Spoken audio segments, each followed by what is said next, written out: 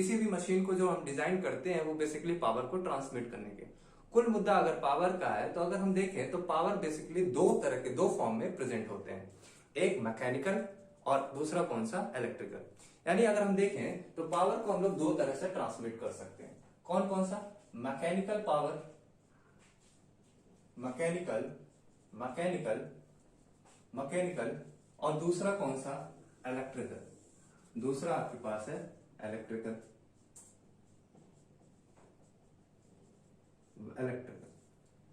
अगर मैकेनिकल में देखें, लेट अस सपोज आपसे एक छोटा सा बेसिक सा एग्जांपल, आप ट्रेवल करते ही होगे।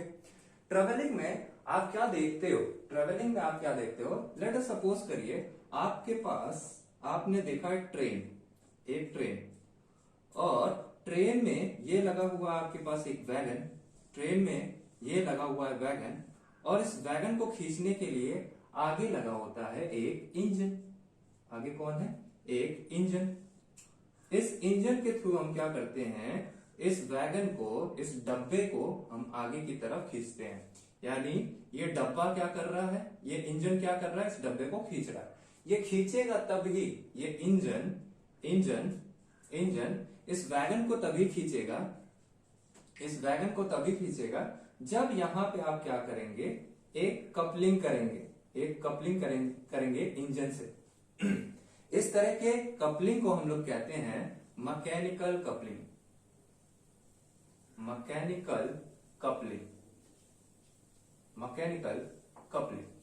पर हाँ, अगर हमें पावर को इलेक्ट्रिकल फॉर्म में ट्रांसमिट करना है, पावर को अगर हमें इलेक्ट्रिकल फॉर्म में ट्रांसमिट करना है तो इसको ट्रांसमिट करने के हमारे पास दो तरीके होते हैं। पहला जो तरीका है उसे हम कहते हैं first way, bye means of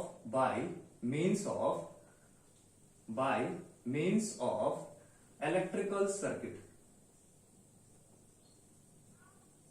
electrical circuit, bye means of electrical circuit, जो आप नेटवर्क थ्योरी में बहुत इजीली पढ़ के आते हैं। मैं ये मान के चलता हूं आपको नेटवर्क थ्योरी के कुछ चीजें आती हैं। Bye means of electrical circuit में अगर मैं बात करूं एक सिंपल से सर्किट की, एक रेसिस्टिव सर्किट की अगर मैं बात करूं, लेट अस सपोज करिए आपके पास एक वोल्टेज सोर्स है। इस वोल्टेज सोर्स को हमने क्या कर दिया, इस रेसिस्टेंस से कनेक्ट कर दिया, इस रेसिस्टेंस से क्या कर दिया, कनेक्ट कर दिया। पावर जो है वो वोल्टेज सोर्स पावर किसको देगा, रेसिस्टेंस को। मीन्स यहां से पावर यहां पे ट्रांसमिट हो गई, इस रेसिस्टेंस में पावर क्या हो गई, ट्रांसमिट हो गई। वोल्टेज क्या कर रहा है, पावर को डिलीवर कर रहा है, पावर को क्या कर रहा है, डिलीवर कर रहा है। और ये रेसिस्टेंस क्या कर रहा है, अभी रेसिस्टेंस पावर को क्या कर रहा है, एब्जॉर्ब कर रहा है, पावर को एब्जॉर्ब कर रहा है। यानी ये पावर को क्या कर रहा है, खा रहा है। तो यानी यहां से पावर निकली और यहां पे चली गई किसके थ्रू, ये किसके थ्रू गई, by means of electrical circuit. किसके through, by means of electrical circuit. एक सर्किट आपने बना रखा था, इस सर्किट के थ्रू पावर क्या हो गई, फ्लो हो गई। ये बात मुझे समझ में आई कि एक पावर फ्लो हो गई कैसे, जब हमने उसमें क्या कर दिया, मैकेनिकल कपलिंग कर दिया। एक पावर मैं फ्लो करा रहा हूं कब, जब हम उसको क्या कर रहे हैं, एक सर्किट से, सर्किट के थ्रू हमने पावर को ट्रांसमिट कर दिया, ट्रांसफर कर दिया एक जगह से दूसरे जगह। अब एक तरीका और है इलेक्ट्रिकल इंजीनियरिंग में हम लोग को पावर को फ्लो कराने के लिए। अगर हम देखें तो बाय मीन्स ऑफ किसके माध्यम से जा रहे हैं, bye means of magnetic circuit, magnetic circuit और मैग्नेटिक डोमेन। अगर मैं क्या दूं, मैग्नेटिक डोमेन के थ्रू भी हम लोग क्या, डोमेन के थ्रू पावर को ट्रांसमिट कर रहे हैं, bye means of magnetic domain, magnetic domain के थ्रू। जैसे ट्रांसफार्मर का एग्जांपल ले लीजिए, जैसे एसी मशीन का एग्जांपल ले लीजिए, डीसी मशीन का एग्जांपल ले लीजिए। कोई भी मशीन आप डिजाइन करोगे, इलेक्ट्रिकल मशीन, उसमें आपको क्या करना होगा, मैग्नेटिक डोमेन का रहना बहुत ज्यादा आवश्यक है। बिना मैग्नेटिक डोमेन के पावर ट्रांसमिट होनी ही नहीं है। मान लो आपके पास एक ट्रांसफार्मर है, तो उसमें भी आप जो इनपुट पावर लगाए, पावर क्या किए, इनपुट दिए, यहाँ पे इनपुट पावर दिए। अब इस इनपुट पावर से यहाँ पे आपने इनपुट तो दे दिया, यहाँ पे आपको क्या चाहिए, आउटपुट पावर चाहिए। आउटपुट कहीं पे आप क्या कर रहे होगे, पावर को ले रहे होगे, आउटपुट पावर को चाहिए, पावर चाहिए होगा। सो ये किसके थ्रू जाएगा, वाया मैग्नेटिक डोमेन। किसके थ्रू, मैग्नेटिक डोमेन के थ्रू, मैग्नेटिक डोमेन के थ्रू। अब ये मैग्नेटिक डोमेन है क्या, मीन्स कभी भी अगर आपको पावर को ट्रांसमिट करना है वाया मैग्नेटिक डोमेन, सो ये डोमेन कहां कहां पे होता है, ये डोमेन आपको मिलेगा कहां पे, ट्रांसफॉर्मर में भी, ट्रांसफॉर्मर में भी, ट्रांसफॉर्मर, मशीन्स में जो रोटेटिंग मशीन्स है, डीसी मशीन अगर हम उसकी बात करें, डीसी मशीन्स में भी मिलेंगे। एसी मशीन्स की बात करें, उसमें भी आपको मिलेगा। अब इस एसी मशीन में सिंगल फेज, थ्री फेज, हर जगह आपको क्या करना होगा, मैग्नेटिक डोमेन से के थ्रू ही, वाया मैग्नेटिक डोमेन ही हम क्या कर सकते हैं, पावर को ट्रांसमिट कर सकते हैं। तो कुल मिलाकर अगर मैं बात कहूं, सो पावर को हम लोग तीन फॉर्म में ही भेज सकते हैं, तीन रास्तों के थ्रू ही भेज सकते हैं। पहला, अगर हम लोग उसकी मैकेनिकल कपलिंग कर दें, दूसरा हम लोग क्या कर दें, इलेक्ट्रिकल सर्किट के थ्रू, तीसरा हम लोग क्या कर दें, उसको मैग्नेटिक डोमेन के थ्रू उसे भेज दें। यानी मैकेनिकल कपलिंग, मैग्नेटिक कपलिंग और सर्किट वाया सर्किट। सो ये हमें एक बात समझ में आए कि भाई अगर हमें मशीन्स को पढ़ना है, तो इस मैग्नेटिक डोमेन का, इस मैग्नेट का नॉलेज होना बहुत ज्यादा इंपॉर्टेंट है। मैग्नेट का नॉलेज होना बहुत ज्यादा इंपॉर्टेंट है। ये सिर्फ यहीं तक नहीं, आप देखेंगे मशीन तक ही नहीं, अगर आप डिफरेंट तरह के मेजरमेंट में इंस्ट्रूमेंट्स पढ़ेंगे, हर एक इंस्ट्रूमेंट में मैग्नेटिक डोमेन का बहुत ज्यादा यूज होने वाला है, या मैग्नेटिक डोमेन का बहुत ज्यादा यूज होता है। जो लोग पढ़ चुके हैं उनके लिए बहुत ज्यादा यूज होता है, जो पढ़ने जा रहे हैं उसका, उनके लिए बहुत ज्यादा यूज होने वाला है। सो अगर हम लोग देखें तो बेसिकली हमें इलेक्ट्रिकल मशीन पढ़ने के लिए हमें क्या होना आवश्यक है, मैग्नेट के बारे में जानना बहुत ज्यादा इंपॉर्टेंट है। सो इस पूरे लेक्चर में हम लोग पहले ये जानेंगे हर एक छोटा सा छोटा टर्म और बड़ी सी बड़ी टर्म जो भी मैग्नेट से रिलेटेड है उसके बारे में जानेंगे, जिसको हम लोग कह रहे हैं basic fundamental of electrical machine, chapter number 1 basic fundamental of electrical machine. जिसमें जो लोग यहाँ पे आए हैं और जिन्हें ये भी नहीं पता है कि फ्लक्स क्या है, मैग्नेट क्या है, और वो भी मशीन पढ़ना चाहते हैं, उनके लिए यहाँ से ये पूरी सीरीज बहुत ज्यादा इंपॉर्टेंट होने वाली है। सो हम लोग यहाँ से स्टार्ट करेंगे आज से। सो पहला चैप्टर का नाम होगा हमारा फंडामेंटल ऑफ इलेक्ट्रिकल मशीन। चलिए, तो इस पूरे फंडामेंटल में हम अलग अलग छोटे डेफिनेशन मैग्नेट के बेस पे लॉज, जैसे कि फ्लक्स क्या है, फ्लक्स डेंसिटी क्या है, फ्लक्स इंटेंसिटी क्या है, इन सभी के बारे में पढ़ेंगे। फिर उसके बाद देखेंगे उसके कौन कौन से लॉज हैं जो हमने पढ़ रखा है EMFT में भी, इलेक्ट्रोमैग्नेटिक फील्ड थ्योरी में, जो यहाँ पे उपयोग होने वाले हैं, उसको थोड़ा सा एक क्विक रिवीजन देंगे। और उसके बाद क्विक रिवीजन देने के बाद हम लोग क्या करेंगे, आगे बढ़ेंगे। चलिए, तो हेडिंग लिखिए, चैप्टर नंबर वन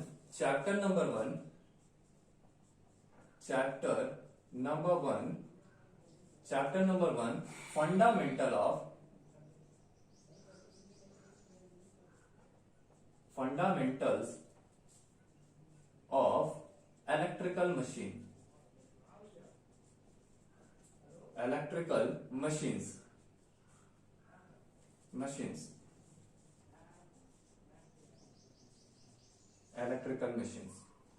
सो इस पूरे चैप्टर में हमें क्या पढ़ना है, बेसिक मैग्नेट के बारे में और उसके सारे लॉज। चलिए, सो अगर मैं मैग्नेट की बात करूं, सो हमारे पास जो मैग्नेट है वो बेसिकली दो फॉर्म में प्रेजेंट है। मैग्नेट बेसिकली दो फॉर्म में प्रेजेंट है। एक मैग्नेट को हम लोग कहते हैं परमानेंट मैग्नेट।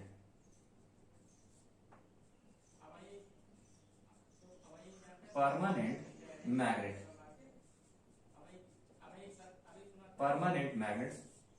दूसरा हमारे पास एक मैग्नेट है जिसे हम लोग कहते हैं temporary magnet. Temporary magnet, temporary magnets, temporary magnets. और इसी टेम्परेरी मैग्नेट को ही हम लोग कहते हैं इलेक्ट्रोमैग्नेट्स और इलेक्ट्रोमैग्नेट्स। इसी का नाम होता है हमारे पास इलेक्ट्रोमैग्नेट्स, इलेक्ट्रोमैग्नेट्स। ठीक है, टेम्परेरी मैग्नेट और परमानेंट मैग्नेट, दो तरह के मैग्नेट हैं। सो जैसे ही आपको नाम से ये पता चल रहा है कि एक मैग्नेट कैसा है, परमानेंट है, दूसरा मैग्नेट कैसा है, टेम्परेरी है। मीन्स इसके पास कुछ न कुछ ऐसी प्रॉपर्टी होगी जो परमानेंट पड़ी होगी और इसके पास कुछ ऐसी प्रॉपर्टी होगी जो टेम्परेरी आती होगी फिर चली जाती होगी। सो अगर मैं डेफिनेशन की बात करूं, कि भाई परमानेंट मैग्नेट है क्या, सो जिसको डेफिनेशन लिखना है वो वीडियो को कंटिन्यूअस देख के लिख सकता है, और जिसको ऐसा चाहिए कि इसको पीडीएफ में चाहिए, इसका नोट्स आपको पीडीएफ में चाहिए, बाइलिंगुअल लक्ष्य इंजीनियर्स एकेडमी ऐप को डाउनलोड करिएगा। वहां पे आप जाइएगा, फ्री नोट्स अवेलेबल होगा वहां पे। प्ले स्टोर से डाउनलोड करने के बाद फ्री नोट्स के ऑप्शन में जाके वहां पे आपको इसकी नोट्स अवेलेबल मिलेगी। बाइलिंगुअल है, हिंदी और इंग्लिश दोनों में अवेलेबल होगा। सो मैं डिक्टेट कर देता हूं, जिसे यहाँ पे लिखना है वो लिखे, और जिसे नहीं लिखना है वो यहाँ से सिर्फ और सिर्फ देखता चले, पीडीएफ डाउनलोड कर लेगा। सो अगर हम बात करें परमानेंट मैग्नेट की, इसका डेफिनेशन लिखिएगा परमानेंट मैग्नेट की। Permanent magnets,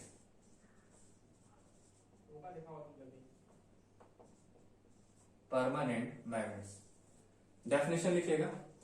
It is an object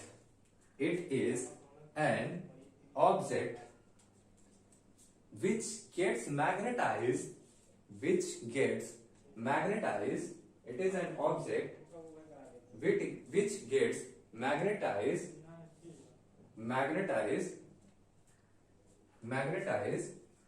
which gets magnetized and creates its own pre-resistance magnetic field।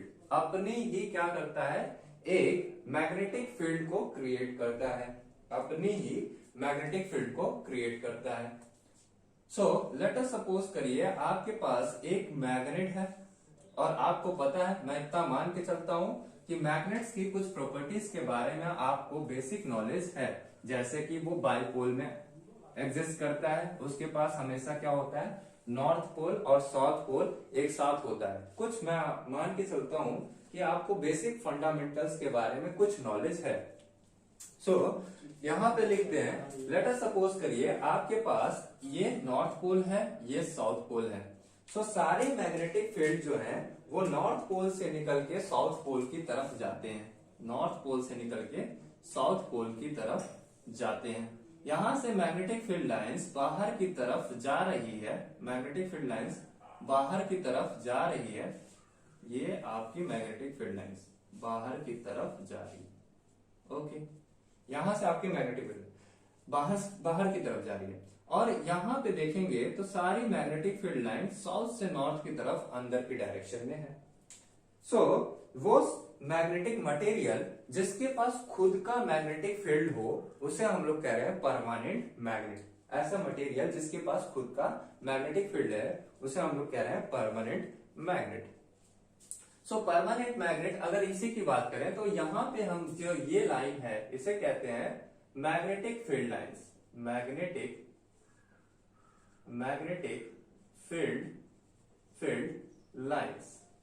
Field lines है भाई, ये हमारे पास मैग्नेटिक फील्ड लाइंस है। सो अगर मैं कहूं कि मैग्नेटिक फील्ड क्या है, एक छोटी सी बात कहता हूं कि आप बताइए मैग्नेटिक फील्ड क्या है।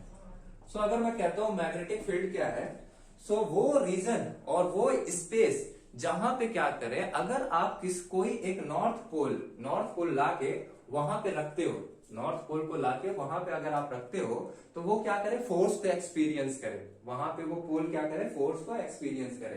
तो उसे हम लोग क्या कहते हैं, स्पेस और रीजन। लेट अस सपोज करिए आप एक मैग्नेट और नॉर्थ पोल यहां से लेके आ रहे हो, तो यहाँ पे इसके ऊपर कोई फर्क नहीं पड़ रहा है, लेकिन इसी मैग्नेट को अगर आप इसके अंदर रखोगे, किसके अंदर रखोगे भाई, इस फील्ड लाइंस के अंदर रखे, तो जैसे ही यहाँ पे रखोगे एक फोर्स को ये एक्सपीरियंस करेगा, ये फोर्स को क्या करेगा, एक्सपीरियंस करेगा। तो जितने रीजन में इस फोर्स को एक्सपीरियंस करेगा, इस मैग्नेट पोल को, नॉर्थ पोल को इस रीजन में लाए, तो यहाँ पे ये फोर्स को एक्सपीरियंस किया, यानी ये जो स्पेस कहलाया, इसे हम लोग कह रहे हैं मैग्नेटिक फील्ड रीजन। इसे हम लोग क्या कह रहे हैं, magnetic field region. So definition लिखिएगा मैग्नेटिक फील्ड का डेफिनेशन लिखिएगा, the space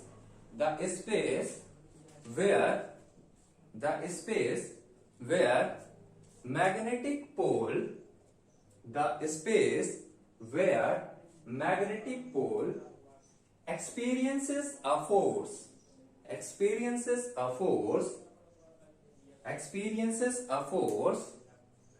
the reason is called magnetic field.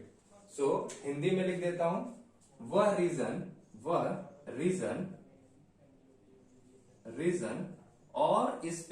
और स्पेस माने जगह, वह रीजन और space where a north pole experiences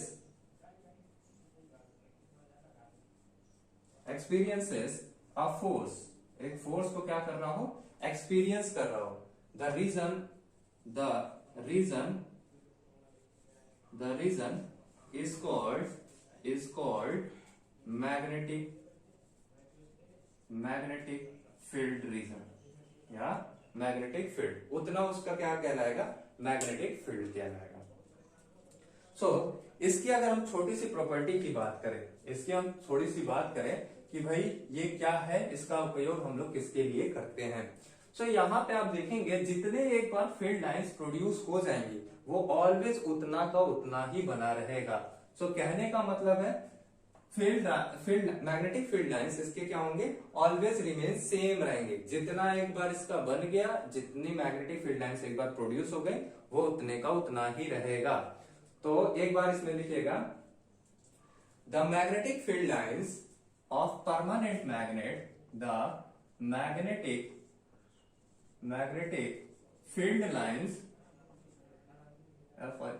field lines of permanent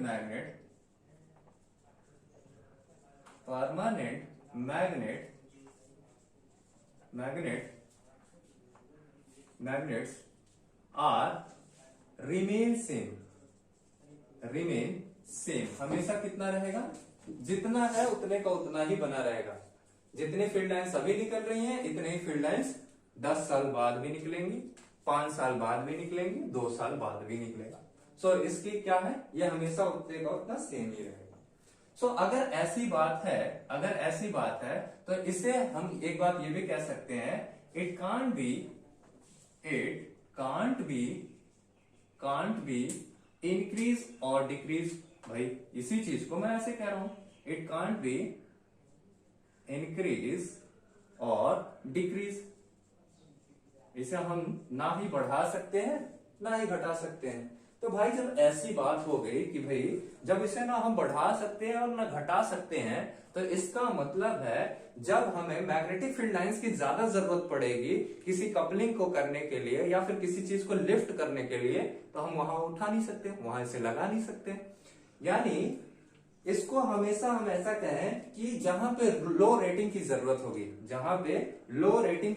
होगी, वहीं पे इसका उपयोग करेंगे।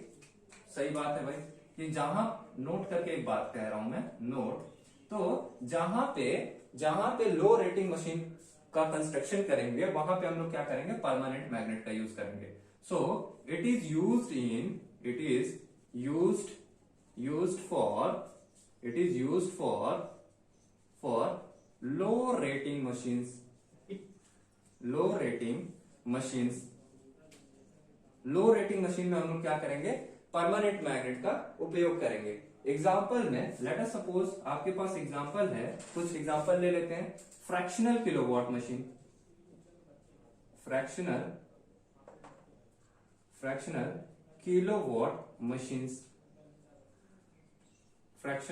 किलोवाट मशीन में इसका हम क्या कर सकते हैं, उपयोग कर सकते हैं। सो एक बात करें कि भाई अगर ये इसका ड्रॉबैक था, अब हमें मशीन को बहुत बड़ा डिजाइन, बहुत बड़ी रेटिंग की मशीन डिजाइन करनी होगी। तो उस बड़ी मशीन की रेटिंग की डिजाइन करने के लिए हमें क्या करना होगा, फ्लक्स को इंक्रीज कराना होगा, क्योंकि सारा काम अभी हमने बात किया था कि पावर तभी हम लोग ट्रांसमिट कर सकते हैं वाया मैग्नेटिक डोमेन। अब हम पूरा वर्क जो है मैग्नेटिक डोमेन के थ्रू करना चाहते हैं। तो इसका मतलब है कि अगर हमें बड़ी रेटिंग की मशीन डिजाइन करना होगा तो हमें कुछ ऐसा चाहिए कि हम क्या कर सकें, उसके फ्लक्स को बढ़ा सकें और जरूरत पड़ने पे उसे कम कर सके। तो इसके लिए हमें क्या डिजाइन करना पड़ा, टेम्परेरी मैग्नेट और इलेक्ट्रोमैग्नेट्स। सो ये हमारे पास था परमानेंट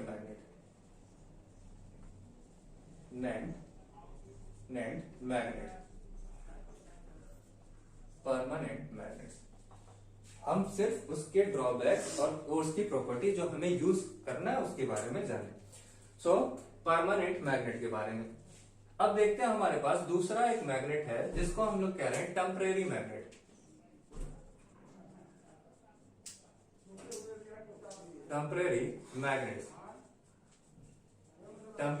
मैग्नेट्स और इसी को हम लोग कहते हैं इलेक्ट्रोमैग्नेट्स।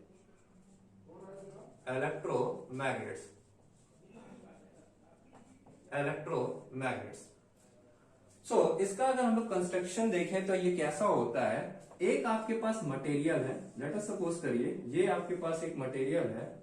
चलिए थोड़ा सा रब कर लेते हैं, रब करके आगे बढ़ते हैं। सेकंड लिखिएगा टेम्परेरी मैग्नेट्स। जो ये नोट्स नहीं लिख पाए हैं वो वीडियो को पॉज करके इजिली नोट्स लिख सकते हैं, और जिनको इसे पीडीएफ फॉर्म में चाहिए डिस्क्रिप्शन बॉक्स में लिंक अवेलेबल है प्ले स्टोर पे लक्ष्य इंजीनियर्स एकेडमी का, वहां से डाउनलोड कर सकते हैं पीडीएफ नोट, इजिली अवेलेबल हो। टेलीग्राम का लिंक भी अवेलेबल है, वहां से जाके अभी आप इसका पीडीएफ नोट्स अब डाउनलोड कर सकते हैं। कुछ बच्चों को बाय लैंग्वेज चाहिए होता है, जैसे डिप्लोमा के कुछ लोग हैं उन्हें बाय लैंग्वेज चाहिए होता है, उनके लिए प्रॉपर डिजाइन करके वो PDF notes description box Telegram link join करिएगा, वहां पे अवेलेबल मिलेगा। चलिए बात करते हैं हम लोग इलेक्ट्रोमैग्नेट की,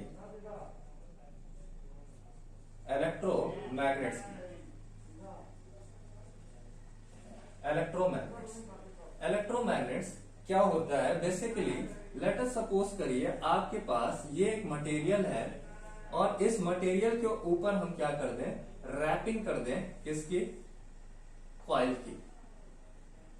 इस मटेरियल को हम लोग क्या कर देते हैं, कॉइल से इसकी रैपिंग कर देते हैं, मतलब इसके ऊपर कॉइल क्या कर देते हैं, बांध देते हैं।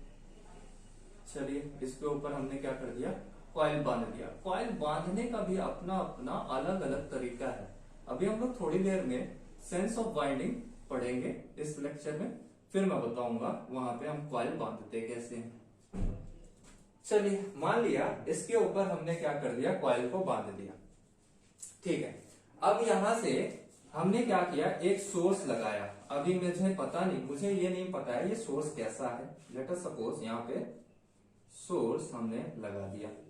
अब इस सोर्स की वजह से यहाँ पे क्या फ्लो होगा, एक करंट फ्लो होगा, लेट अस सपोज करिए ये करंट यहाँ पे जा रही है इसके थ्रू, इस डायरेक्शन में इधर से आई और पीछे होते हुए क्या आ रही है, बाहर से निकल रही है, पीछे होते हुए बाहर से निकल रही है। ये करंट पीछे होते हुए बाहर से, फिर से बाहर, और यहाँ पे क्या हो गई, रिटर्न आ गई, है ना भाई। अब यहाँ पे हम लोग देखेंगे आगे चल के राइट हैंड रूल या फिर इसके डायरेक्शंस को, फ्लक्स के डायरेक्शन को कैसे आइडेंटिफाई करेंगे, कैसे पता करेंगे। सो मान लेते हैं यहां से आप देखेंगे तो यहाँ पे जो मैग्नेटिक फील्ड लाइंस निकल रही है इस डायरेक्शन में निकल रही है, यानी इधर से इधर की डायरेक्शन में निकल रही है। यानी ये वाला पोल कैसा होगा, इसको हम लोग कहेंगे नॉर्थ पोल और इसे हम लोग कह रहे हैं साउथ पोल। सो यहाँ पे देखेंगे ये मैग्नेटिक फील्ड लाइंस इस डायरेक्शन में चलते हुए जा रही है, इस डायरेक्शन में चलते हुए आ रही है। सो ये होगा इसका मैग्नेटिक फील्ड लाइन। कहने का मतलब है अगर मैं करंट की स्ट्रेंथ बढ़ा देता हूं, यहाँ पे आप देखेंगे तो क्या मिलेगा आपको, यहाँ पे ये करंट जा रही है, यहाँ से ये करंट रिटर्न आ रहा है पाथ में। अगर मैं करंट की स्ट्रेंथ को बढ़ा देता हूं तो मैग्नेटिक फील्ड लाइन की स्ट्रेंथ क्या हो जाएगी, बढ़ जाएगी। ये मैग्नेटिक फील्ड की स्ट्रेंथ क्या हो जाएगी, बढ़ जाएगी, घट जाएगी, बढ़ जाएगी, घट जाएगी। यहाँ पे जो ये फ्लक्स है वो डिपेंड कर रहा है मैग्नीट्यूड ऑफ करंट, करंट के मैग्नीट्यूड पे कितना ये मैग्नीट्यूड यहां से जाएगा उतनी ही फ्लक्स घटेगी बढ़ेगी। अगर ये घट बढ़ रही है, अगर ये घट बढ़ रही है तो इसका मतलब क्या हुआ, इसका मतलब ये हुआ कि ये फ्लक्स घटेगा बढ़ेगा, फ्लक्स घटेगा बढ़ेगा। तो अगर वेरिएबल मशीन है जहां पे लोड की ज्यादा जरूरत है फिर उसको कम करना है तो वहां पे हम इजिली इसको लगा सकते हैं। ये मेरे को बात समझ में आई कि यहाँ पे इस मशीन का इस मैग्नेट का हम लोग क्या कर सकते हैं, उपयोग कर सकते हैं। सो नोट करके एक बात लिखिएगा, जो हमारे पास पिछला एक ड्रॉबैक आया था कि परमानेंट मैग्नेट में हम लोग फ्लक्स को घटा बढ़ा नहीं सकते हैं, पर इलेक्ट्रोमैग्नेट में आप देख रहे हैं कि हम लोग फ्लक्स को घटा बढ़ा सकते हैं। तो एक एडवांटेज आया। सो अगर मैं डेफिनेशन लिखूं, इलेक्ट्रोमैग्नेट की डेफिनेशन लिखूं, इलेक्ट्रोमैग्नेट का डेफिनेशन अगर लिखता हूं तो कह सकता हूं electromagnet,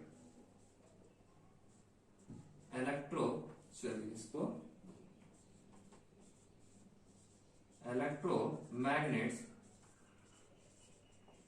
are those magnets in which the magnetic field lines are proportional or depends on the magnitude of current. Magnitude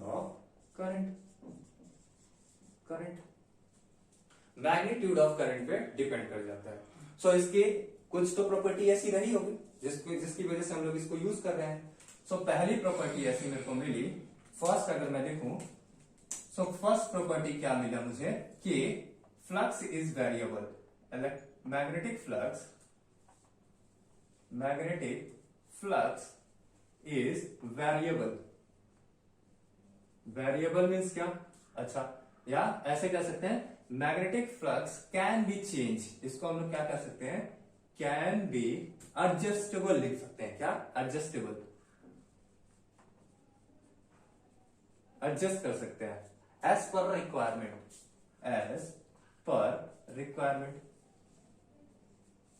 requirement के अनुसार इसे हम लोग क्या कर सकते हैं, बदल सकते हैं। जैसे लो रेटिंग की जरूरत पड़ी, करंट को घटा दो, फ्लक्स की ज्यादा जरूरत पड़ी, करंट को बढ़ा दो। अब देखें तो यहां पे हम लोग अगर एक्साइटेशन पे, ये किस पे डिपेंड कर रहा है, सोर्स पे, करंट किस पे डिपेंड कर रहा है, सोर्स पे। तो अगर हम लोग देखें तो हम लोग ऐसा कह सकते हैं ये एडजस्टेबल है, घटा बढ़ा सकते हैं। पर यहां पे दो कंडीशन पॉसिबल है। क्या कंडीशन है, लेट अस सपोज करिए आपको पता है डीसी सोर्स, अब हम मेरा मन हुआ कि भाई एक काम करता हूं मैं कि इसके जो सोर्स है वो डीसी तरह का हो, जो सोर्स है वो कैसा हो, डीसी नेचर का हो। तो सबसे पहले मैं लगाता हूं यहां पे सोर्स कैसा है, डीसी नेचर का। और डीसी नेचर में आपको पता है कि करंट कैसा होता है, करंट होता है कांस्टेंट। मतलब यहां पे मैंने सोर्स लगाया डीसी नेचर का, ठीक है, डीसी सप्लाई दी मैंने, डीसी सप्लाई दी, ओके, ठीक है, कोई इश्यू नहीं है। दूसरा हम एक बात करते हैं कि हम क्या करते हैं यहाँ पे एक कॉइल फिर से लेते हैं, इलेक्ट्रोमैग्नेट फिर से लिए, और अभी इसका नेचर कैसा कर देते हैं, एसी की तरह। इसका नेचर कैसा कर देते हैं, एसी की तरह। कॉइल सेम ही है, वाइंडिंग का सेंस भी हम लोग क्या करते हैं, सेम ही रखते हैं। वाइंडिंग का सेंस भी हमने क्या करना है, सेम रखना है। हमने इसमें वाइंडिंग भी क्या करना है, सेम रख दिया।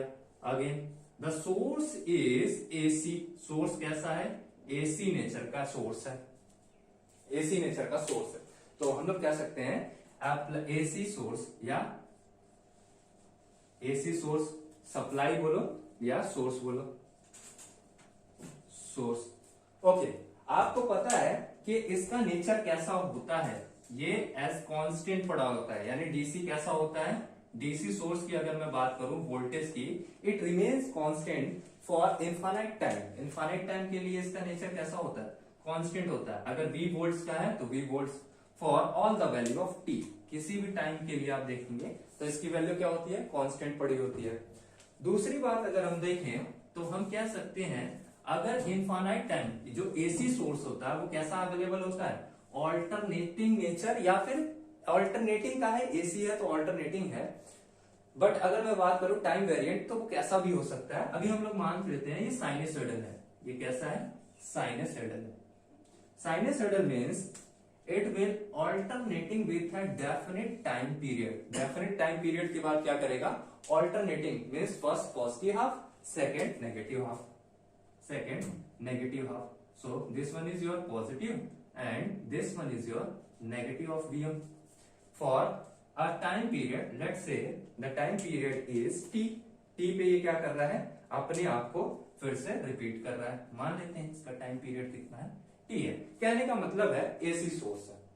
अगर सोर्स एसी हुआ, यहां पे देखेंगे, सॉरी यहां पे देखेंगे तो फ्लक्स कैसा मिलेगा आपको, यहां से करंट फ्लो कर गई, यहां से क्या फ्लो करा, करंट फ्लो कर गई, करंट फ्लो कर गई इस डायरेक्शन में, फिर वापस आया या वापस आया या वापस आया। यहां पे जो फ्लक्स बनेगा वो कैसा बनेगा, कांस्टेंट फ्लक्स। ये टाइम के साथ वेरी नहीं करेगा, ये फ्लक्स क्या है, कांस्टेंट फ्लक्स, डीसी की वजह से आया। सो ये फ्लक्स जो आया ये कैसा आएगा, कांस्टेंट, मतलब टाइम इनवेरिएंट। ये फ्लक्स का नेचर है। फिर से यहां पे लिख रहा हूं, नेचर ऑफ फ्लक्स। नोट्स अगर बना सके तो बनाते चलिएगा। Nature of flux, nature of flux, nature of flux कैसा है, nature of flux time variant है, समय के साथ क्या, टाइम इनवेरिएंट है, सॉरी टाइम इनवेरिएंट,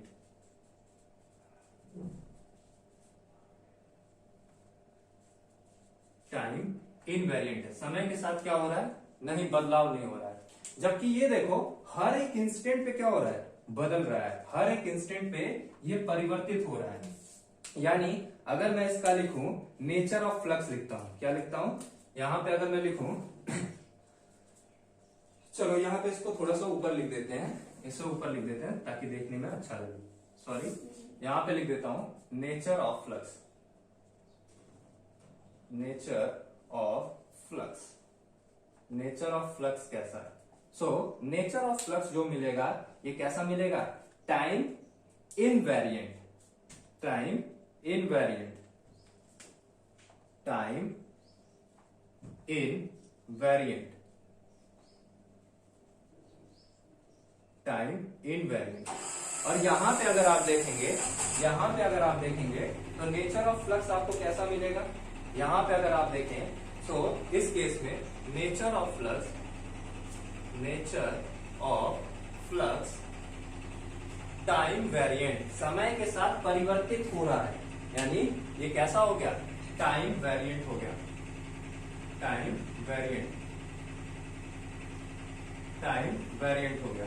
इसका मतलब है जो फ्लक्स इस डायरेक्शन में चले, जो करंट इस डायरेक्शन में जा रही थी उसकी वजह से अब इसका वेरिएशन कैसा होगा, चेंज होगा। यानी यहां से ये नेचर कैसा होगा, साइनसॉइडल होगा। क्यों, क्योंकि करंट भी कैसा है, साइनसॉइडल नेचर का है, करंट भी कैसा है, साइनसॉइडल नेचर का है। इस वजह से यहाँ पे जो इलेक्ट्रोमैग्नेट होगा वो कैसा होगा, टाइम वेरिएंट होगा। थोड़ा सा इको आ गया होगा, उसके लिए सॉरी,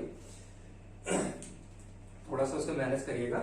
मैं फिर से बता दे रहा हूं, यहाँ पे जो नेचर ऑफ फ्लक्स है वो क्या है, टाइम इनवेरिएंट है। यहाँ पे नेचर ऑफ फ्लक्स कैसा है, टाइम वेरिएंट है।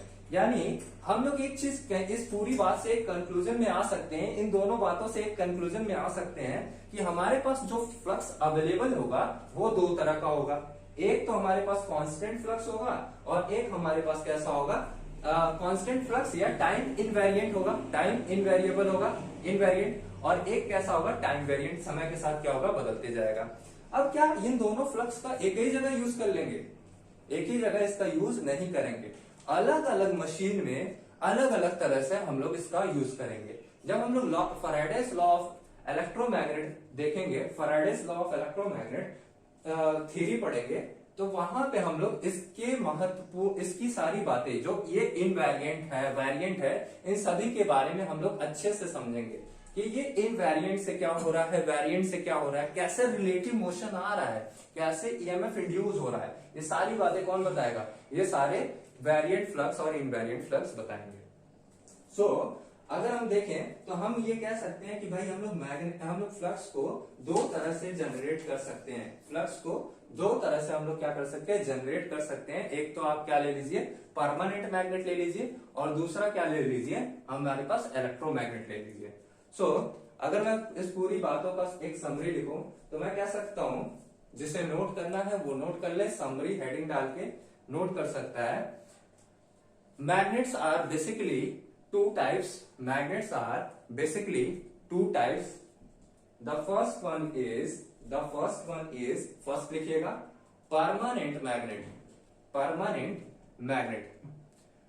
So permanent magnet में एक लाइन लिखिएगा, flux remain constant, flux हमेशा क्या रहेगा, constant रहेगा। सेकेंड लिखिएगा electromagnets, electromagnets, electromagnets में लिखिएगा फिर से electromagnets are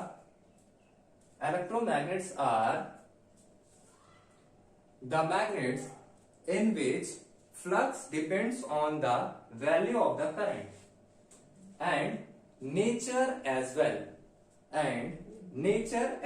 current का nature कैसा है।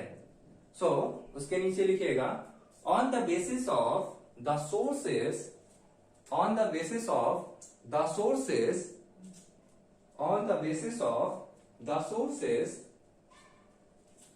there are two types of flux. First one is time invariant, bracket में लिखिएगा excited by a DC source, आगे लिखिएगा time variant excited by a time varying source, आप वीडियो पॉज करके लिख सकते हैं और आप चाहें तो स्लो करके भी इसे लिख सकते हैं, जिसको जैसा कन्वीनियंट लगे वैसा वो कर सकता है। जैसे ऐसा लगे कि नहीं मैं सिर्फ और सिर्फ इसके पीडीएफ से पढ़ सकता हूं, वो इजीली पीडीएफ डाउनलोड करके वहां से पढ़ सकता है। चैनल को ज्वाइन करिएगा, वहां पे आपको मिल जाएगा। चलिए अब हम देखेंगे इसकी आवश्यकता अनुसार जहां जहां पे हमें जैसी जैसी जरूरत पड़ेगी वैसा वैसा हम क्या कर सकते हैं, मशीन्स को डिजाइन कर सकते हैं। जिस फ्लक्स की जहां पे जरूरत पड़ेगी उस फ्लक्स को वहां पे हम लोग डिजाइन करेंगे। चलिए सो आगे एक टॉपिक लिखते हैं, अगला टॉपिक जो है उस पर बात करते हैं, यहां तक मैं समझ सकता हूं कि आपको समझ में आ गया होगा। हम लोग मैग्नेट्स इसलिए पढ़ रहे हैं, मैग्नेटिक डोमेन, क्योंकि हमें पता चला कि भाई पावर इलेक्ट्रिकल मशीन में मैग्नेटिक सर्किट का बहुत ज्यादा उपयोग है, मैग्नेटिक डोमेन का बहुत ज्यादा उपयोग है। तो मैग्नेटिक डोमेन को पहचानने के लिए हमें क्या करना होगा, सबसे पहले मैग्नेट्स के बारे में जानना होगा। वही चीज हम लोग कर रहे हैं। और मैग्नेट्स के बारे में जानने का मतलब है हम उसके छोटे छोटे टर्म्स जैसे फ्लक्स का फील्ड, रीजन, इन सभी चीजों के बारे में हमने इंफॉर्मेशन ले ली। चलिए आगे देखते हैं इसके कुछ बेसिक टर्मोलॉजीज। पहला देखिएगा, the first one is first one is, अगर मैं कहता हूं फ्लक्स क्या है, flux, magnetic flux, magnetic flux, magnetic flux क्या चीज है, मैग्नेटिक फ्लक्स क्या चीज है, इसको हम लोग रिप्रेजेंट करते हैं किससे, फाई से। मैग्नेटिक फ्लक्स क्या चीज है, इसे हम लोग रिप्रेजेंट करते हैं फाई से। सो यहां पे अगर देखें, मैग्नेटिक फील्ड लाइंस आपके मैग्नेट से निकल रही थी, मैग्नेटिक फील्ड लाइंस आपके मैग्नेट से निकल रही थी। तो अगर हम क्या है, इसकी डेफिनेशन देखें, डेफिनेशन पे हमें फोकस तो नहीं होना है, बट थोड़ी सी बातें जान लेते हैं। सो देखें, the total number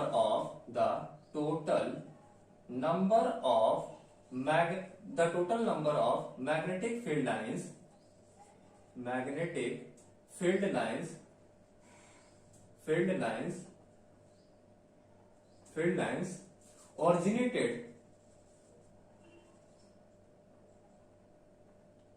originated from the magnetic source,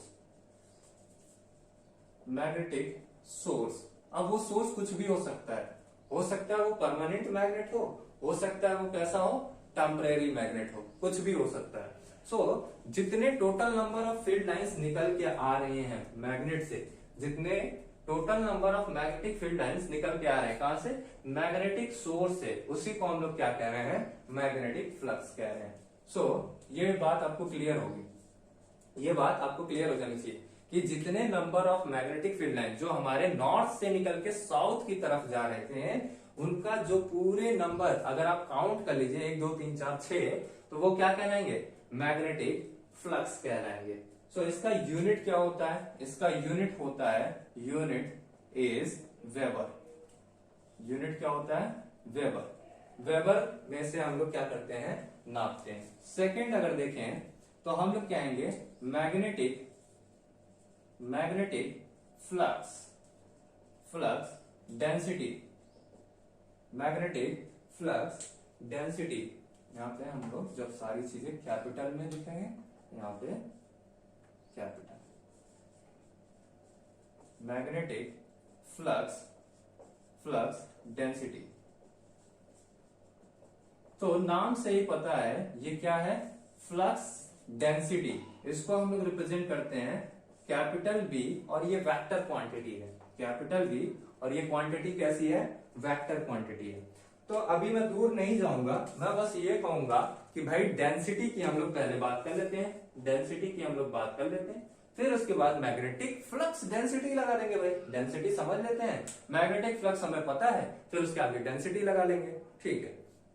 तो अगर हम लोग देखें लेट अस सपोज, हम लोग बचपन में पढ़ा करते थे कभी कि एक आपके पास ग्लास है, आपके पास क्या है, ग्लास है, इसमें आपने क्या कर रखा है, वाटर को फिल कर रखा है। ये क्या है, वाटर है, ये वाटर है, यहाँ पे आपके पास क्या है, ये वाटर है, और इस वाटर में आपने क्या कर दिया, सॉल्ट डाल दिया। अभी लेट अस सपोज करिए 1 ग्राम का सॉल्ट आपने इसके अंदर डाला, तो ये कुछ यहाँ पे इतनी दूर में घुल गया, तो ये क्या हो गया, इसकी डेंसिटी को अभी क्या रखा, ऐसा मान सकते हैं कि अभी बहुत हल्की है, अभी ये क्या है, बहुत हल्की है। अब आप एक काम करिए, इसमें 1 ग्राम के बजाय 10 ग्राम लगा दीजिए, 10 ग्राम डाल दीजिए। जैसे ही आप इसमें 10 ग्राम डालेंगे तो आपको ऐसा नजर आएगा कि जो यहाँ पे सॉल्ट है, वो उसके आयंस जो होंगे वो बहुत ज्यादा, मतलब सॉल्ट बहुत ज्यादा मिलेंगे। तो ये क्या हो गया, इसकी डेंसिटी को इंक्रीज कर दिया। यानी हम लोग पढ़ते थे मास अपॉन में वॉल्यूम, मास अपॉन में वॉल्यूम इज इक्वल्स टू क्या कहते थे कि डेंसिटी है। मतलब इस पूरे वॉल्यूम में कितना मास सॉल्ट का पड़ा, उसे हम लोग क्या कह रहे हैं, डेंसिटी कह रहे हैं। यानी इसका मतलब कहीं ना कहीं ये वॉल्यूम से रिलेटेड है, ये एरिया से रिलेटेड है, ठीक है, वॉल्यूम और एरिया से। जैसे आपके घर में एक कमरे में 1 लोग हैं तो डेंसिटी कम है, वहां पे 10 लोग और आ गए तो डेंसिटी क्या हो गई, बढ़ गई। उसी तरह से अब इस डेंसिटी की बात किसके टर्म में रिलेटिवली होगी, मैग्नेटिक फ्लक्स के टर्म में हम लोग बात करेंगे डेंसिटी की। सो अब किसकी डेंसिटी देख रहे हैं भाई, मैग्नेटिक फ्लक्स की डेंसिटी, और मैग्नेटिक फ्लक्स को किससे डिनोट कर रहे हैं, फाई से। सो अगर मैं कहूं मैग्नेटिक फ्लक्स डेंसिटी को किससे डिनोट कर रहे हैं, बी से, यानी अगर मैं कहता हूं magnetic flux density B is equals to phi upon में एरिया, एरिया यानी number of magnetic field line passes through the area.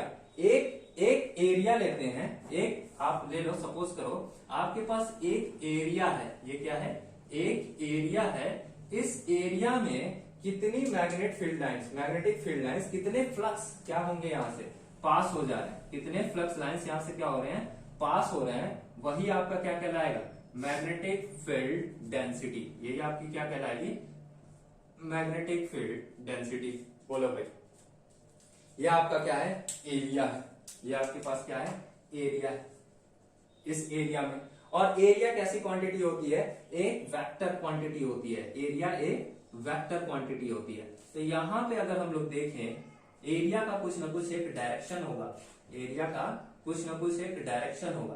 तो यहां पे अगर हम लोग देखें तो इसके पास आप कह सकते हैं, क्या कह सकते हैं भाई, फाई इज इक्वल्स टू, यहां से लिखें अगर तो हम लोग लिख सकते हैं कितना, phi is equals to B vector B dot कितना ए, बी डॉट ए। अब आपको वेल नोन है डॉट प्रोडक्ट, यानी B dot flux density into कितना एरिया इज इक्वल्स टू कितना बन जाएगा, magnitude of B dot magnitude of A into cos of theta, into cos of theta. It means what, आप क्या करें, मान लो ये मेरे पास फ्लक्स है, ये मेरे पास चार फ्लक्स है, और लेट अस सपोज करिए एक मेरे पास फेज है, ये आपके पास क्या है, एरिया है, ये आपके पास एरिया है, और ये फ्लक्स है, यहां से ये सारे फ्लक्स इस डायरेक्शन में पास हो रहे हैं, तो ये क्या हुआ, इसके परपेंडिकुलर हो गया 90 डिग्री। अब देखना ये क्या हो गया, इंक्लाइंड हो गया, कुछ एंगल कम हो गया, यानी ये डिपेंड कर रहा है इसके इंक्लिनेशन पे, ये एरिया है और ये क्या है, इसका इंक्लिनेशन, किस रास्ते जा रहा है ये। यानी एक बात मुझे समझ में आई, क्या बात समझ में आई, कि ये कहीं ना कहीं थीटा पे भी डिपेंड कर रहा है, कहीं ना कहीं थीटा पे भी डिपेंड कर रहा है। सो मैं अगर कहता हूं मैक्सिमम फ्लक्स कब होगा, मैक्सिमम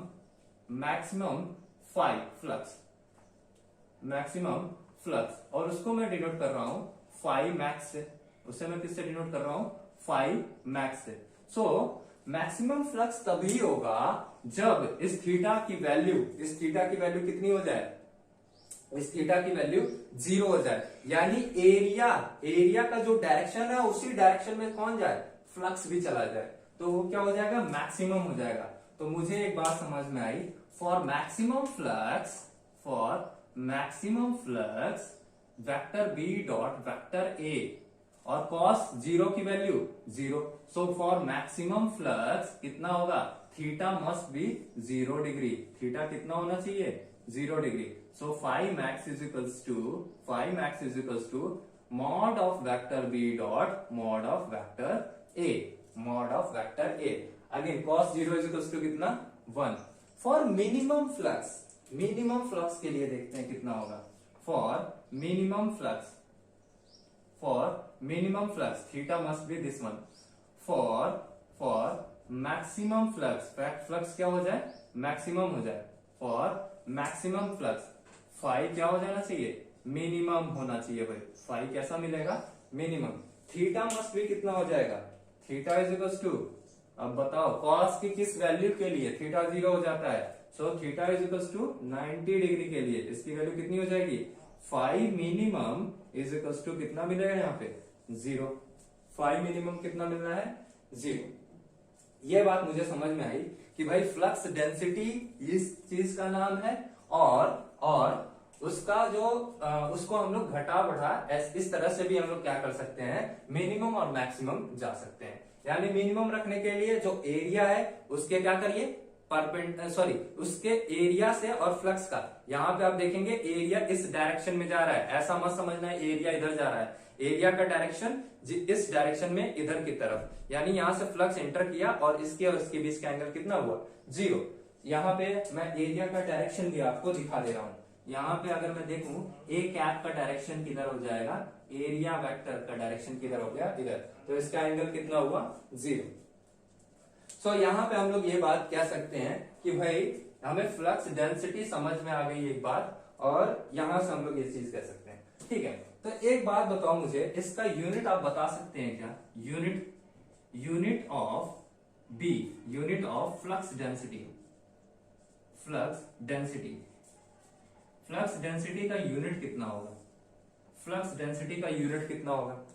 सो यहां पे देखिएगा बी है फ्लक्स अपॉन में एरिया किस में नापते हैं, मीटर स्क्वायर, यानी इसका यूनिट कितना हो जाएगा, वेबर वेबर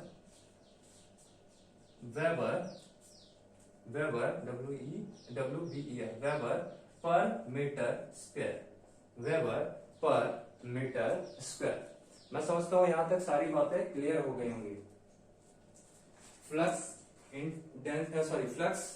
मैग्नेटिक फ्लक्स किसे कहते हैं, मैग्नेटिक फ्लक्स डेंसिटी किसे कह रहे हैं, यहां तक सारी बातें आपको क्लियर हो गई होंगी कि मैक्सिमम का केस क्या है और मिनिमम का केस क्या है, मैक्सिमम का केस क्या है और मिनिमम का केस क्या है। चलिए एक तीसरी बात करते हैं, थर्ड, जिसको हम लोग कहते हैं फ्लक्स, मैग्नेटिक फ्लक्स इंटेंसिटी या मैग्नेटाइजिंग फोर्स भी बोलते हैं कहीं कहीं, magnetic flux intensity. Magnetic flux intensity को हम लोग H से डिनोट करते हैं, मैग्नेटिक फ्लक्स इंटेंसिटी को H से डिनोट करेंगे, अभी देखेंगे कैसे कैसे ये चीजें। मैग्नेटिक फ्लक्स इंटेंसिटी क्या है, डेंसिटी इंटेंसिटी दोनों अलग अलग बातें हैं। तो यहां पे देख रहे हैं हम लोग magnetic flux intensity, magnetic flux intensity, इसको हम लोग डिनोट करते हैं H से, और ये क्या कौन सी क्वांटिटी है, वेक्टर क्वांटिटी है। यानी अभी हमारे पास फ्लक्स आया था, मैग्नेटिक फ्लक्स, जो हम आपको फाई से डिनोट कर रहे थे, वो कैसी क्वांटिटी थी, वो क्वांटिटी थी बेटा फ्लक्स फाई जो था वो स्केलर क्वांटिटी। फिर उसके बाद आया मैग्नेटिक फ्लक्स डेंसिटी, वो कैसी क्वांटिटी है आपके पास, वेक्टर क्वांटिटी है। इसके बाद हम लोग पढ़ रहे हैं मैग्नेटिक फील्ड इंटेंसिटी, मैग्नेटिक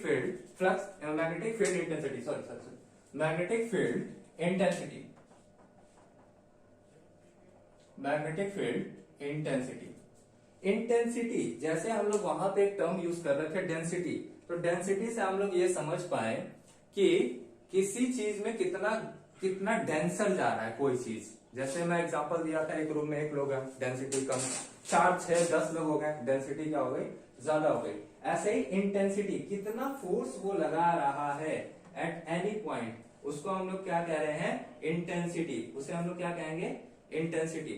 सो इसकी अगर हम लोग डेफिनेशन लिखें तो क्या लिख सकते हैं, लिखेंगे यहाँ पे, जिसको डेफिनेशन लिखना है वो लिखते चले, the magnetic field intensity, the magnetic field intensity is defined as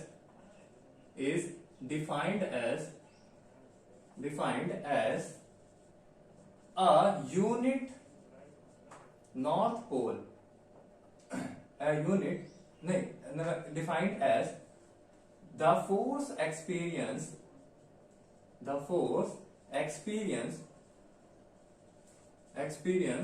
by a north pole placed in a magnetic field, in the magnetic field। किसी भी मैग्नेटिक फील्ड में आप एक नॉर्थ पोल को प्लेस करिए, वो कितना फोर्स एक्सपीरियंस कर रहा है उसको हम लोग क्या कह रहे हैं, H, मैग्नेटिक फील्ड इंटेंसिटी बोल रहे हैं। अगर मान लो यहां से एक हम लोग, अब इसमें कंफ्यूजन क्या होगा, लोगों को कंफ्यूजन क्या होगा ये देख लेते हैं। हम लोग मैग्नेटिक फील्ड पढ़े थे, मैग्नेटिक फील्ड का मतलब वो रीजन जहां पे वो फोर्स को एक्सपीरियंस कर रहा हो, वो रीजन जहां पे फोर्स को एक्सपीरियंस कर रहा है उसे हम लोग कह रहे हैं मैग्नेटिक फील्ड। अब कितना फोर्स एक्सपीरियंस कर रहा है, अब हम लोग बात कर रहे हैं कि वो फोर्स कितना एक्सपीरियंस कर रहा है भैया। 10 न्यूटन, 20 न्यूटन, 50 न्यूटन, 100 न्यूटन, कितने फोर्स को एक्सपीरियंस कर रहा है, उसको हम लोग कहते हैं मैग्नेटिक फील्ड इंटेंसिटी। कितनी तीव्रता है उसके अंदर किसी भी चीज को खींच के लाने के लिए, किसी भी चीज को खींच के ले जाने के लिए, तो उसे हम लोग कह रहे हैं मैग्नेटिक फील्ड इंटेंसिटी। तो आप जैसे हम लोग पढ़ते थे इलेक्ट्रिक फील्ड, वोल्टेज पढ़ते थे तो क्या कहते थे, एक इनफाइनाइट पे पॉजिटिव चार्ज रखा है, उसको खींच के अपने पास ला रहे हैं, तो जितना काम करना पड़ा, जितनी एनर्जी लगानी पड़ी, उसे हम लोग क्या कहते हैं, वोल्टेज कहते हैं। उसी तरह से एक फील्ड रखा है, एक नॉर्थ पोल को खींच के ला रहे हैं यहाँ पे, तो जितना फोर्स उसके ऊपर एक्सपीरियंस हो रहा है, जितना फोर्स इसके ऊपर एक्सपीरियंस हो रहा है, उसे हम लोग क्या कहेंगे, मैग्नेटिक फील्ड इंटेंसिटी। उसे हम लोग क्या कहेंगे, मैग्नेटिक फील्ड इंटेंसिटी। तो जाहिर सी बात है कोई ना कोई क्या आ रहा होगा, रिलेशन होगा। फील्ड इंटेंसिटी है तो फील्ड डेंसिटी और इंटेंसिटी में कोई ना कोई रिलेशन तो होगा ही होगा। चलिए एक रिलेशन स्टेब्लिश करते हैं, लिखिएगा relation between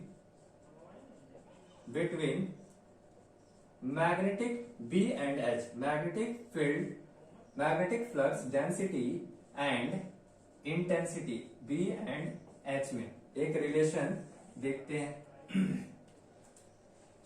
magnetic field lines, strength अगर किसी भी चीज को बढ़ा देना, जैसे हम लोग बचपन में कहानी सुनते थे, क्या सुनते थे कि आप एक को बहुत इजीली तोड़ सकते हैं, एक को बहुत इजीली तोड़ सकते हैं, दो को क्या करेंगे और कठिन हो जाएगा, तीन को क्या करेंगे, तीन को क्या करिए तोड़िए तो और कठिन हो जाएगा, चार को क्या करिए तोड़िए तो और कठिन हो जाएगा। हम लोग क्या कहते थे, एकता में बल है। अब ये ना कह के अब यहां देखो, अब कह रहे हैं कि जैसे जैसे आपको मैग्नेटिक फील्ड इंटेंसिटी अगर आप बढ़ाएंगे, इंटेंसिटी मतलब फोर्स, नंबर ऑफ लाइंस को आप बढ़ाएंगे, तो वो डायरेक्टली प्रोपोर्शनल होगा एच के।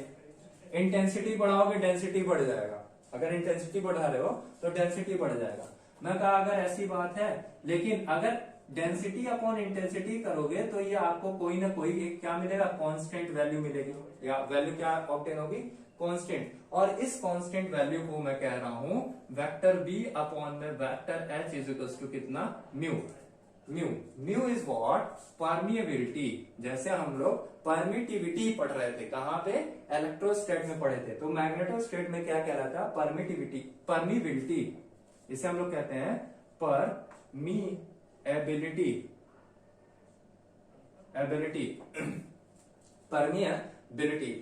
परमिएबिलिटी ये किस पे डिपेंड करता है, डिपेंड्स ऑन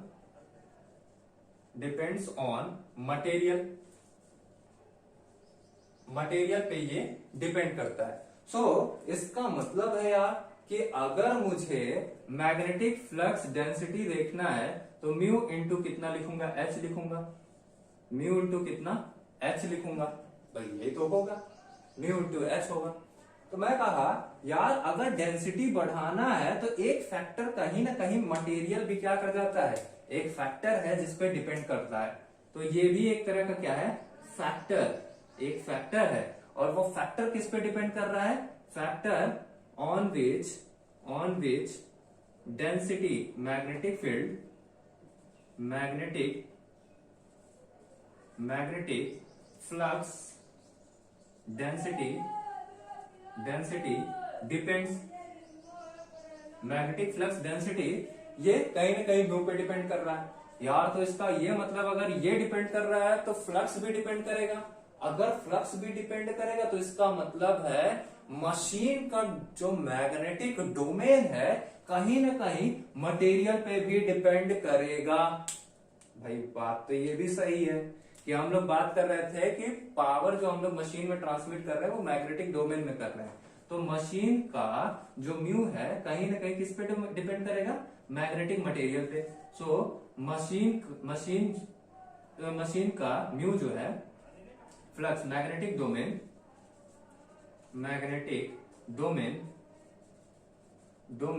वो डिपेंड करेगा किस पे, म्यू पे। सो इसकी स्टडी अगर मेरे को करना है, म्यू की स्टडी बहुत जरूरी है, तो इसकी स्टडी हम लोग अगले चैप्टर में मैग्नेटिक सर्किट में, मैग्नेटिक डोमेन में अच्छे से करेंगे। वहां पे हम लोग पढ़ेंगे मैग्नेटिक मटेरियल्स के बारे में, परमिटिविटी के बारे में, और वहां पे हम लोग eddy current loss, hysteresis loss और अलग अलग तरह के मटेरियल के बीएच कर्व के बारे में डिस्कस करेंगे। सो ये एक आपके पास एक रिलेशन निकल के आया। मैं कह रहा हूं कि भैया ये इसके पास, आपके पास एक रिलेशन मुझे समझ में आया कि ये एक रिलेशन आपके पास हो सकता है।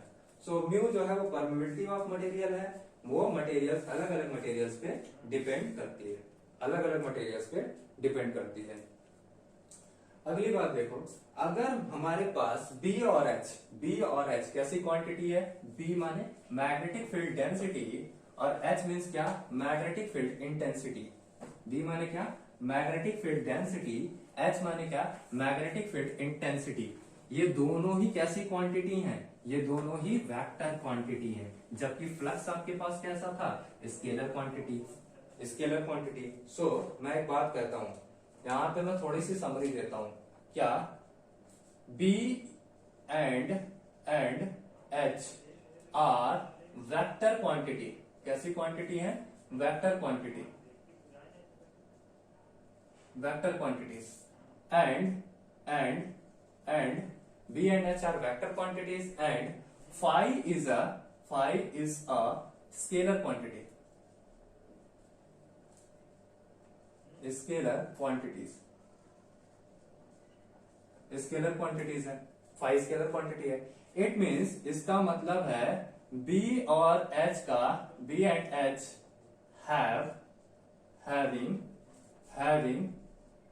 having सम डायरेक्शन, कुछ डायरेक्शन होगा ना भाई इसके पास, उसका कुछ डायरेक्शन होगा, क्योंकि एक वेक्टर क्वांटिटी हमेशा अपने साथ एसोसिएट करती है किसको? मैग्नीट्यूड, और उसके साथ क्या एसोसिएट होता है? डायरेक्शन। तो इसका मतलब है B और H के पास क्या होगा? कुछ ना कुछ डायरेक्शन होगा। अब इसको डायरेक्शन को फाइंड आउट करने के लिए हम लोग क्या यूज करते हैं? Right hand rule. सो इसको आप क्या करिएगा? नोट में इस बात को लिख लीजिएगा।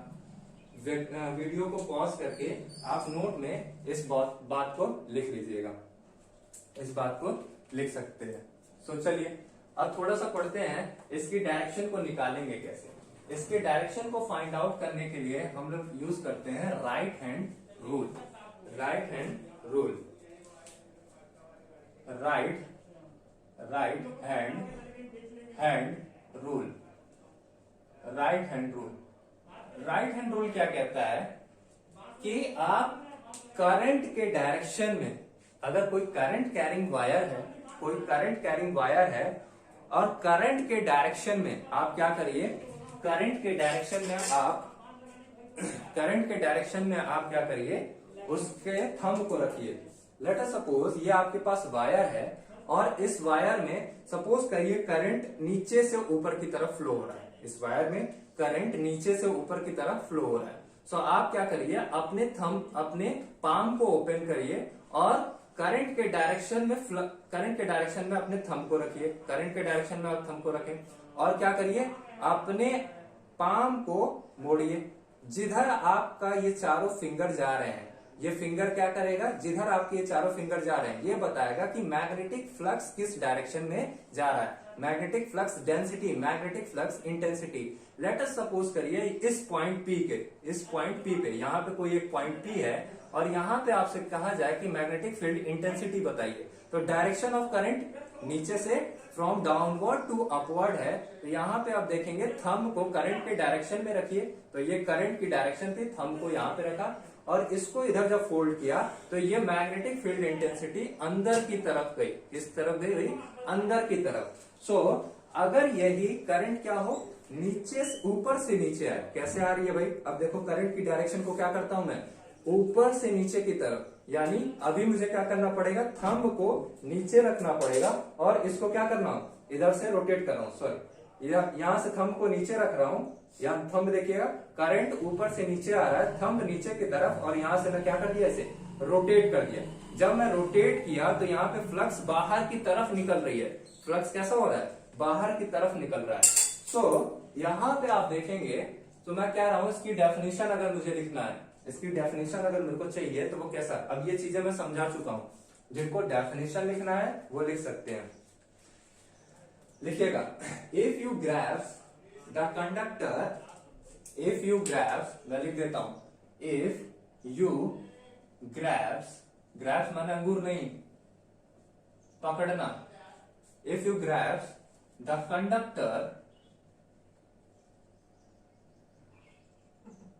Conductor by right hand, by right hand, right hand in such a way that, in such a way that, way that the thumb को मैं क्या करता हूं, कैप्स में कर देता हूं, thumb will be in the direction of current, in the direction of current, and the curl of the finger, curl of the finger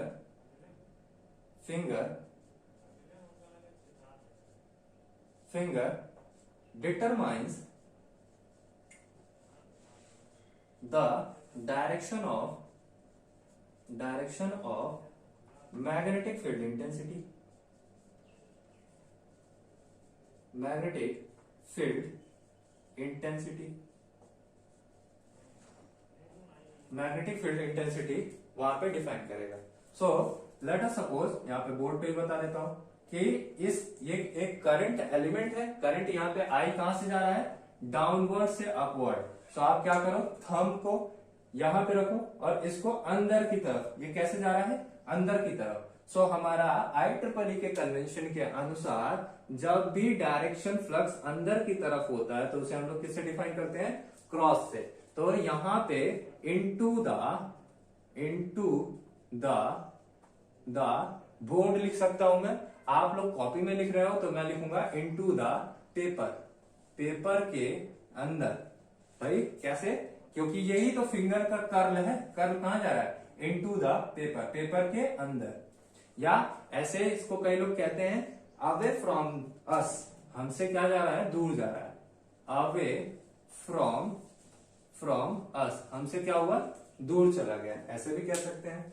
मान लो यही करंट एलिमेंट है, ये इस तरफ है, इस तरफ है, इसमें करंट इस डायरेक्शन में फ्लो हो रहा है। आपको क्या करना है, यहां पे ओपन करो और इसको इधर से लगाओ, जैसे ही लगाओगे उसको कर्ल करो, कर्ल करोगे तो इस डायरेक्शन में देखना फ्लक्स कैसे चला गया, मैग्नेटिक फील्ड डेंसिटी इंटेंसिटी किधर की तरफ में, इनटू द पेपर, अंदर की तरफ, अंदर की तरफ। और जबकि इधर कैसा आ रहा है, बाहर निकल के आ रहा है, तो इधर जब आप देखोगे तो ये क्या होगा, आउटवर्ड, यानी टूवर्ड्स अस, हमारी तरफ आ रहा है, यानी आउटवर्ड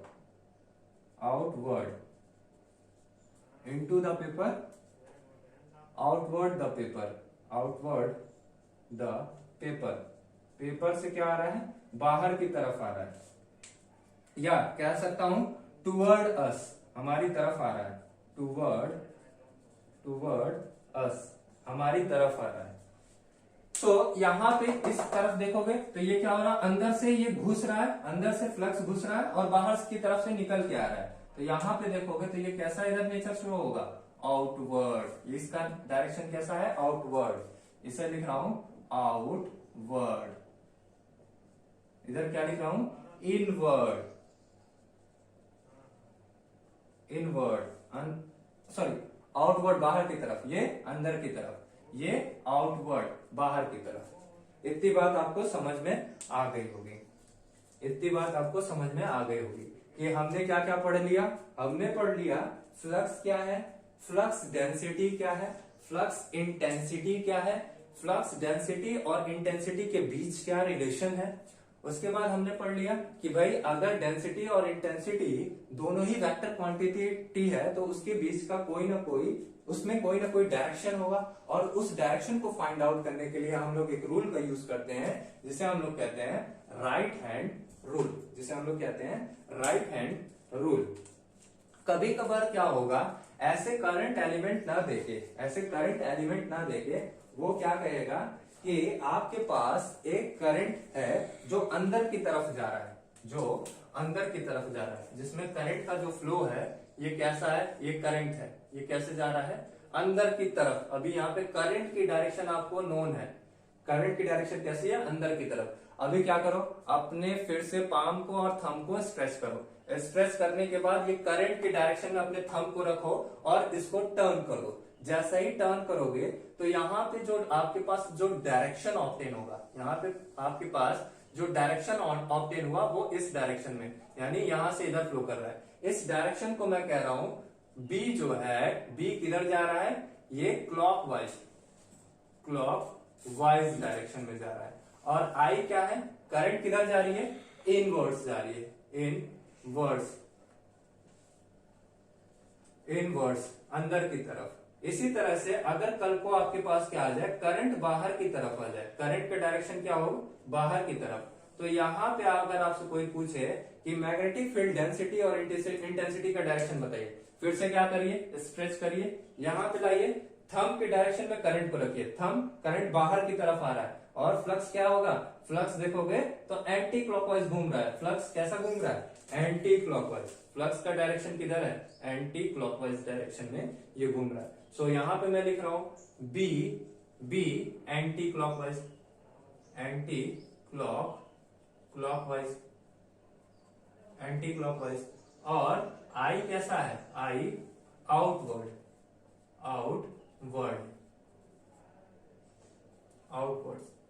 सो आज के लिए बस इतना ही करते हैं। So if you find this video is useful for you, so please like, subscribe and share.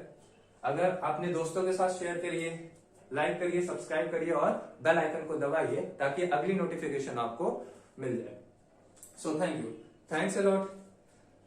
अगला आपसे अगर इसके नोट्स चाहिए, पीडीएफ नोट्स चाहिए, तो आप एक काम करिएगा, प्ले स्टोर डिस्क्रिप्शन बॉक्स में उसकी लिंक अवेलेबल होगी, लक्ष्य इंजीनियर्स एकेडमी डाउनलोड करिएगा, वहां पे बाइलिंगुअल नोट्स आपको अवेलेबल मिलेंगे। Okay, thanks.